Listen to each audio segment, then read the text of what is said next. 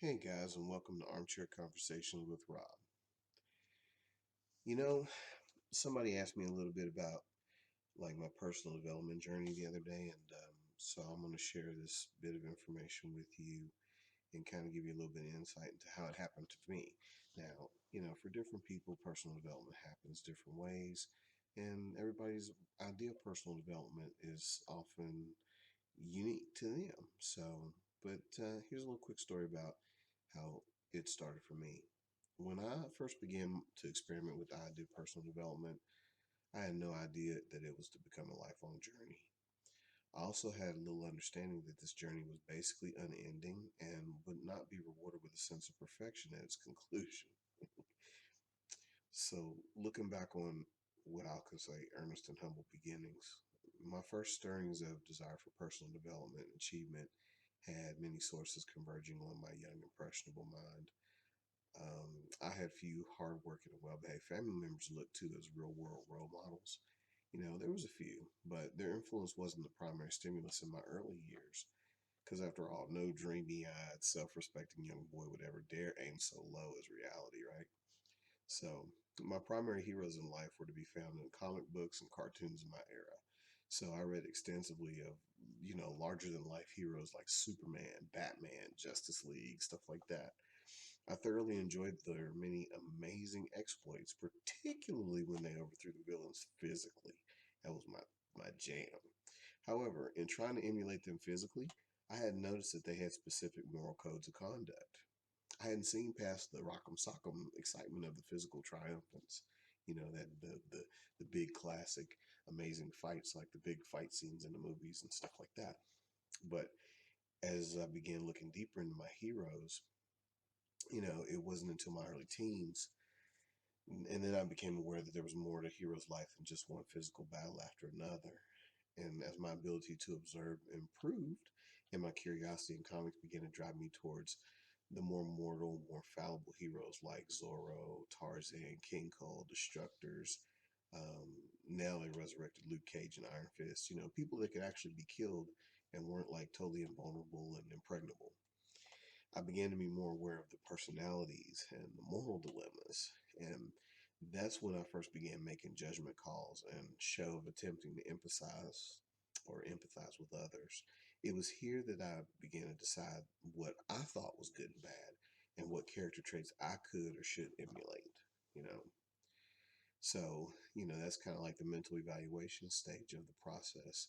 So you fast forward almost 2 decades to, okay, I'm now 29 at this time, and here we have me as a relatively hardworking young adult male, having started a family, and now I'm responsible for more than just myself. And growing up watching successful images on TV and eager to acquire the trappings of success, I began to realize that I may need to be better educated than I've been so far, and it's becoming clearer to me that something's missing from the equation, that it isn't just hard work. Because hard work was something I did. I worked crazy jobs, crazy hours, and hard work hadn't yielded me the trappings. Nor has my life and relationships with friends and coworkers expanded because the truth is, when you're working that hard, you really don't have time for a lot of social hour, do you? So now we enter the mentors because the dreamer in me was hungry for something not taught in the standard education system. And let's face it, guys, our education system does not teach us the, you know, ultimate uber success. They teach us to be a part of the system. They teach us to be a good employee. They teach us to be a good student, but they don't necessarily teach us to be ragingly successful. So for me, the easiest way to get that stuff done, being that I was still working so much and kind of wandering the earth with my backpack, was I had audiobooks and I like those. And so my first three audiobook style mentors were Les Brown, Jim Rohn, and Napoleon Hill. Um, I can't remember the first one I heard from Les Brown, but he was the very first person I heard. And then Jim Rohn, I moved on to after that because I think he might have mentioned him once in one of his talks. And then, of course, Jim Rohn mentions Napoleon Hill. And so it kind of builds off each other. Now, each of these remarkable men had pretty much their own unique style of speaking, but they were all basically saying the same things. I mean, they're all saying that hard work was good, but it was only one component. And the most important hard work was the work you do on yourself, not on your job. Jim Rohn used to say, if you work hard on yourself, you can make a fortune. If you work hard on your job, you just make a living. It was here that I was first to hear the need for what they call a personal philosophy. And Jim Rohn was the person that I first heard mention the term personal philosophy. So, what is your personal philosophy and why do you need it? Well, a working definition of personal philosophy is one's basic beliefs, concepts, and attitudes. Ultimately, it's the basis for your behavior, both towards yourself and for others. And I feel it shapes our actions in the world at large. It even shapes our critical thinking processes, reactions, and emotions. It's a huge contributor to our personality and other people's perception of us, and we of them, if you think about it. However, for the purposes of what I'm talking about today, we're going to look at it from the standpoint of behavioral and external consequences. So, take this example. In your personal philosophy, what is your ideas surrounding hard work? Do you feel that it is the only way to achieve success? Is or was it a trait that was highly prized in your community, in your family? I mean, was there a hierarchy of status or importance placed around how many hours a person worked? I know there sure was in my world. Or if they had more than one job, that one was also in my world. It didn't come around till later, um, but it definitely was a factor.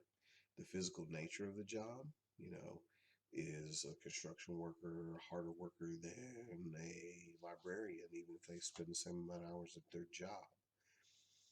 And was there inferred pressure to talk about how you were able to sustain such a demanding work schedule? Basically, trying to outdo others in the hopes of being at the top of the pecking order. Like, I work the hardest because I work the most hours, or I work the physically most hardest job, or I get the least sleep, or whatever other, I'll say, reverse victim mentality thing you want to throw out there.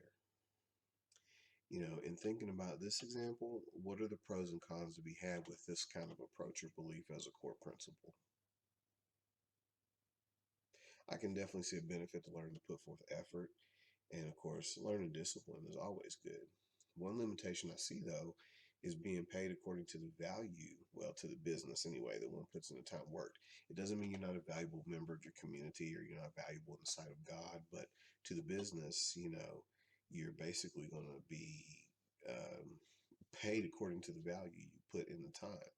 Jim Rohn used to say, if you're not very valuable, you don't get much money. And of course, we're speaking of financial compensation and not personal or societal worth.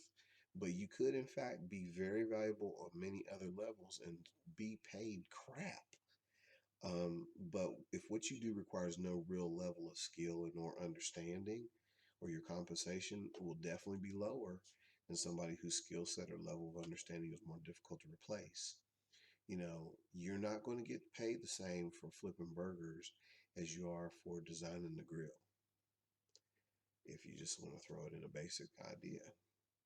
Another loss of status when you don't work as hard as another person is another thing that I ran into. It was like you definitely had a pecking order when status is based around how many hours or how hard a person works as far as perception of labor or time. And you're not the top competitor if that's the case. And then of course it's a variation of I am what I do, in the sense that any lapse in content immediately brings with it loss. So just like, you know all of a sudden when your hours get cut, you're not as important as the guy whose hours weren't cut in the pecking order in your worldview, because you're not working as many hours, so you're not working as hard. you know, it's just like no longer doing a certain job can bring with it a loss of identity for some people. When you've been working at a job 30 years or more, that becomes some of your identity, because your coworkers, you spend a lot of time with them in many jobs, especially if they're labor intensive hours wise. In its more extreme cases, that loss of identity can even bring on mental and emotional instabilities, and it can manifest as depression, irritability, mood swings, you know? And this is only one example of how your personal philosophy can affect your actions, environment, and thoughts and feelings about your daily operations of life. There's a cavalcade of other examples, but we'll return to development of your own philosophy. Let's get on back on track. So philosophy pretty much forms the outcomes.